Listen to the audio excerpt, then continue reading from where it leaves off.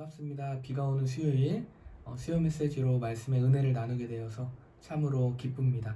여러분들 평안한 하루 되시기를 주님의 이름으로 축복합니다. 특별히 오늘 말씀은요, 마가복음 7장 24절에서 30절까지의 말씀입니다. 여러분들 읽고 오시기를 부탁드리겠습니다. 오늘 본문은요, 이방인 여인이 귀신 들린 자신의 딸을 고쳐달라고 예수님께 간구하는 장면입니다. 특별히 그 믿음을 보시고 예수님께서 그 귀신 들린 딸을 고쳐주시는 그 장면이 오늘의 본문입니다.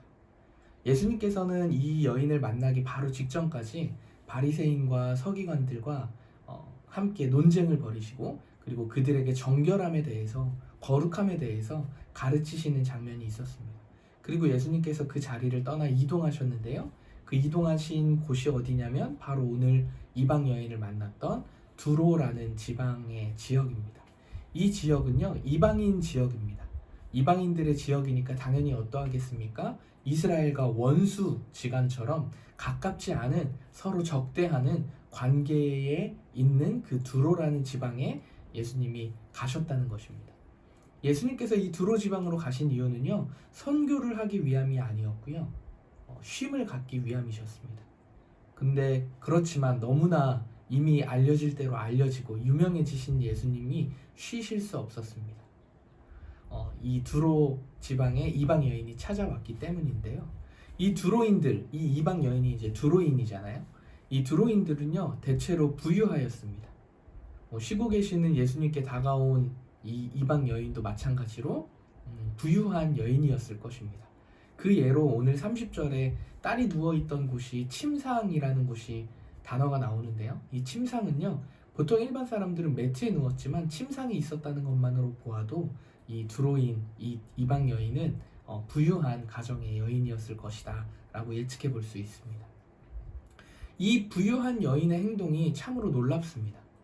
부유할 뿐 아니라 이스라엘과 이 원수지간이었기 때문에 예수님께 다가오는 것조차 쉽지 않았을 텐데, 이 여인은 예수님께 나와서 절을 하죠. 이 절하는 모습은요, 우리가 좀 기억이 나실지 모르겠지만 회당장 야이로와 또 혈루병 여인이 예수님 앞에 무릎을 꿇고 절하고 간구했던 그 모습과 동일합니다. 그만큼 이방 여인도 간절했다는 것이죠. 그리고 진실된 모습이 예수님 앞에 있었다는 것입니다. 생각해보면요, 귀신 들린 딸을 키우는 부모가 어떤 마음이었을까? 아마 그 마음은요, 우리가 헤아릴 수 없지만 썩어 들어가고 있었을 것입니다.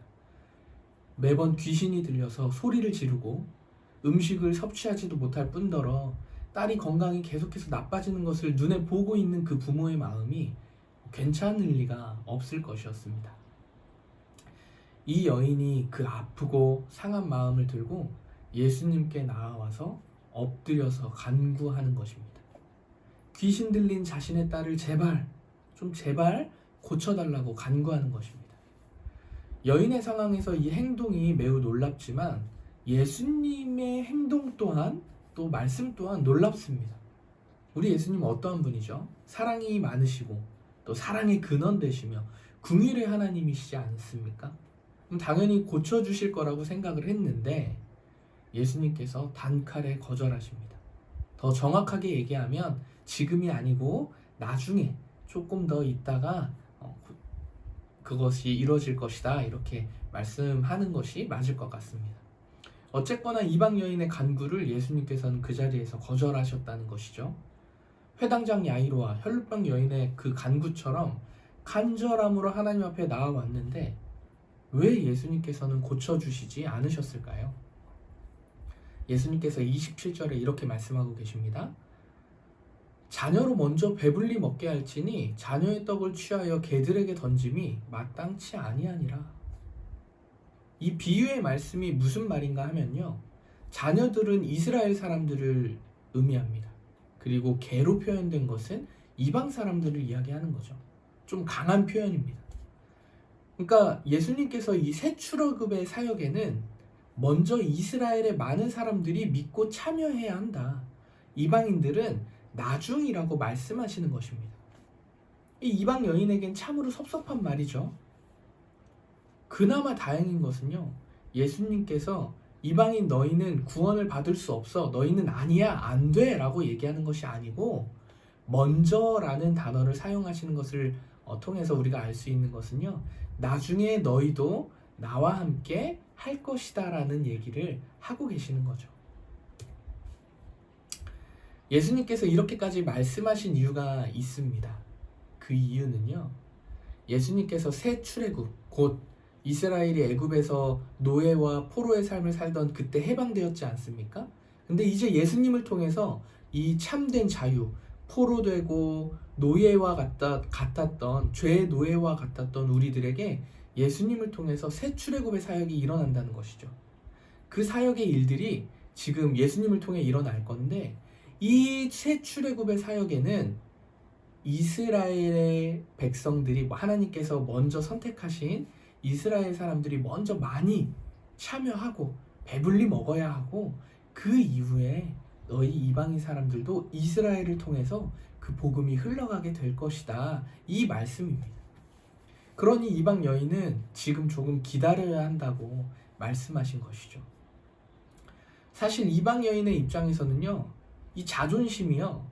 구겨질 대로 구겨진 상황입니다. 사실 예수님 앞에서 절할 이유가 이방 여인에게 없거든요. 상종도 안 하는 그 이스라엘 사람들에게 절을 한다? 그리고 돈도 많지 않습니까? 돈도 많고 아쉬울 게 하나 없는 이 여인이 예수님 앞에 절한다? 그리고 간구한다? 말도 안 되는 일이죠, 사실. 그럼에도 이 여인은 그 자존심이 상했지만 예수님 앞에 막 따져 묻는 것이 아니고 다시 한 번 더 지혜를 발휘하여서 믿음으로 예수님 앞에 답변합니다. 뭐라고 답변하냐면요. 예수님, 맞습니다.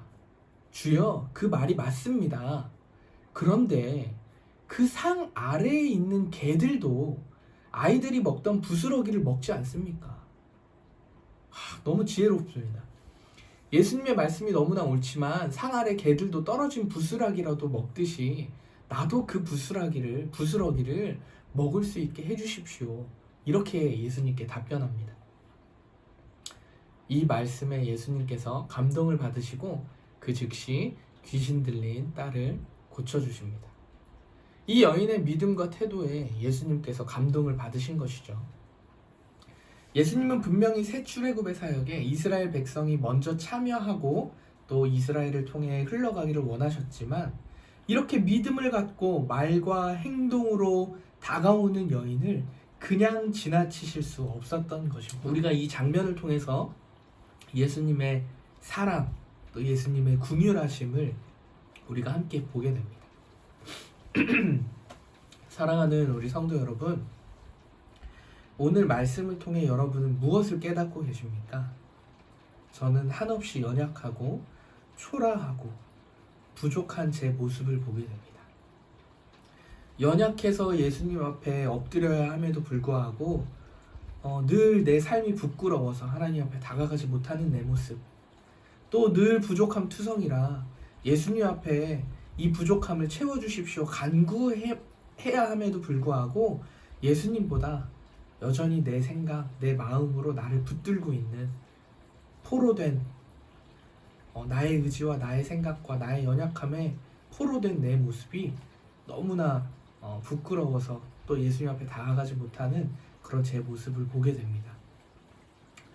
이방 여인은요, 원수 같은 그분 앞에 납작 엎드려서 절까지 하였음에도 불구한데 또 자존심을 무너뜨리는 그런 말들을 들었음에도 불구한데 간절함을 가지고 예수님 앞에 신뢰함으로 매달리지 않았습니까? 예수님께서 반드시 내 딸을, 귀신 들린 내 딸을 고쳐주실 수 있다, 이 믿음이 없었다면 아마 이 여인은 이렇게까지 하지 않았을 것입니다. 근데 우리는 어떠합니까? 살아가면서 겪는 수많은 고통, 또 아픔들, 또 회복을 구하는 수많은 그 기도 제목들 앞에 우리가 하나님 앞에 믿음으로 드리고 있는지 한번 돌아봐야겠습니다. 하나님은 사랑이시니까 다 알아서 해주실 거야, 이런 안일한 마음으로는 아마 예수님의 주변만 겉돌고 있는 우리의 모습이지 않을까 생각이 됩니다. 우리 하나님께서는요, 예수님을 믿는 믿음으로 바짝 엎드리고 간구하는 자들에게 사랑과 은혜와 긍휼을 베푸시는 자이심을 믿으시길 주님의 이름으로 축원합니다. 여러분은 어떠한 간구가 있으십니까? 여러분의 삶에 어떠한 고통, 어떠한 회복을, 또 어떠한 기도를 주님 앞에 드려야 합니까?